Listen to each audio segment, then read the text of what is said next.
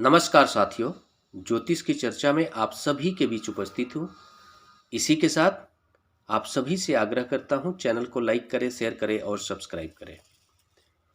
आज की चर्चा का विषय है कुंभ लग्न में सूर्य नीच राशि में होकर क्या फल देंगे, इसका विश्लेषण करेंगे। आप सभी के सामने कुंभ लग्न का चार्ट है।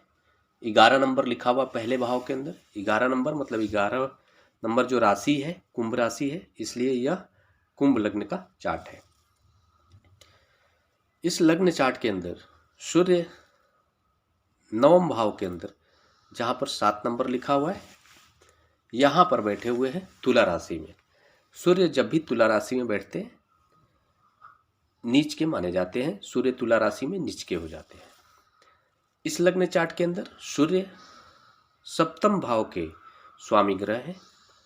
सप्तम भाव जीवन साथी का भाव है, सप्तम भाव पार्टनरशिप का भाव है। कोई भी ग्रह जब भी किसी भी घर के अंदर नीच का होकर जब बैठता है तो उसका प्रभाव यह होता है कि जिस घर के अंदर वो बैठेंगे उस घर से संबंधित जो सकारात्मक चीज़ें हैं उसको कम करने का काम करेंगे। जिस घर का स्वामी ग्रह होकर उस घर में बैठेंगे, जिस घर का स्वामी ग्रह होंगे उस घर से संबंधित जो भी सकारात्मक परिणाम है उसको कमजोर कर देंगे। ये परिणाम होता है कोई भी ग्रह नीच राशि में जब जाकर बैठता है। इस लग्न चार्ट के अंदर सप्तमेश है सूर्य। सप्तमेश जीवन साथी और पार्टनरशिप दोनों का कारक घर है। इसके परिणाम स्वरूप इस जातक को जब भी पार्टनरशिप वो करेंगे वो फलित नहीं होगा, सफल नहीं होगा। पार्टनरशिप से संबंधित जो भी कार्य करेंगे उसमें उनको नकारात्मक रिजल्ट देखने को मिलेंगे। जीवन साथी से भी सपोर्ट की स्थिति कम बनेगी। लेकिन इस लग्न चार्ट के अंदर एक और बात है। इस लग्न चार्ट के अंदर आप यह भी देख सकते हैं कि सप्तमेश का संबंध बन रहा है नवमेश के साथ में। सप्तमेश का स्वामी ग्रह नवम घर के अंदर जाकर बैठ रहे हैं, मतलब केंद्र और त्रिकोण का संबंध बन रहा है। इसके परिणाम स्वरूप ये अमूमन एक राजयोग भी कहते हैं इसको, लेकिन यहाँ पर जो परिणाम होगा वो मिला जुला मिलेगा।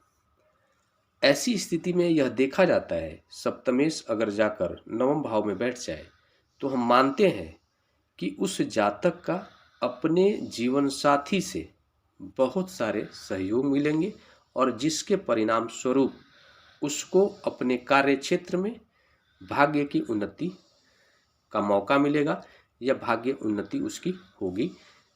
शादी के बाद उसके जीवन में बहुत सारे सफलताएं मिलेगी, ऐसा मानते हैं हम सप्तमेश अगर नवम भाव के अंदर जाकर बैठते हैं तो। लेकिन इस परिस्थिति में यह परिणाम पूर्ण रूप से लागू नहीं होगा। कारण क्या है कि सूर्य नीच राशि में अपने जाकर बैठ रहे हैं नवम भाव के अंदर, तो इसके परिणाम थोड़े अपोजिट होंगे। अपोजिट इस सेंस में होंगे कि सप्तम भाव के जो स्वामी ग्रह है वो सूर्य है और नवम भाव के स्वामी ग्रह शुक्र है। शुक्र और सूर्य का जो संबंध है वो शत्रुता का है और सूर्य नीच राशि में जाकर नवम भाव में बैठ रहे हैं।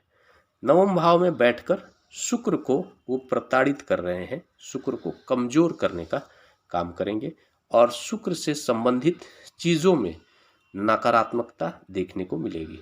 शुक्र सुख के कारक हैं। इसके परिणाम स्वरूप ऐसे जातक को जीवन में सुखों में बहुत कमी देखने को मिलेगी और जो भी लग्जरी चीज़ें हैं वो उनके जीवन में बहुत मुश्किलों से हासिल होंगी। ऐसे परिणाम देखने को मिलेंगे।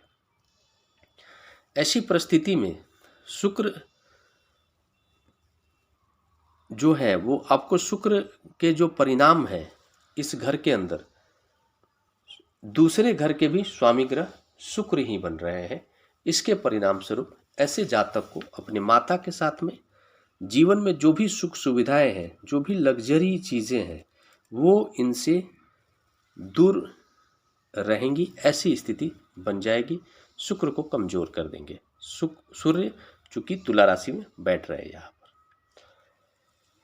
सूर्य व्यक्ति के व्यक्तित्व के भी कारक हैं, सूर्य व्यक्ति की आत्मा है, सूर्य व्यक्ति की ऑनेस्टी का कारक है, सूर्य व्यक्ति के वक्तव्य करने की क्षमता के कारक हैं, सूर्य लीडरशिप है।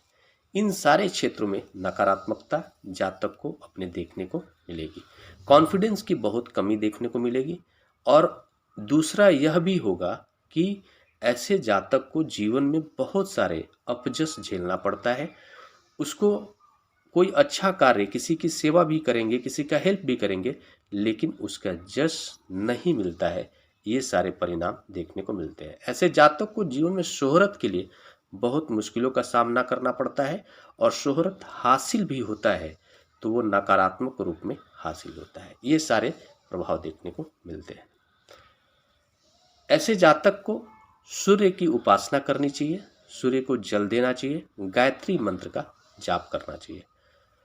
जीवन साथी से संबंधों को ठीक करने के लिए भी ये आपको एक अच्छा प्रभाव होगा। अगर सूर्य को खुश करने के लिए अगर जल दिया जाता है और गायत्री मंत्र का जाप किया जाएगा, तो ऐसे जातकों को जीवन साथी से जो भी नकारात्मकता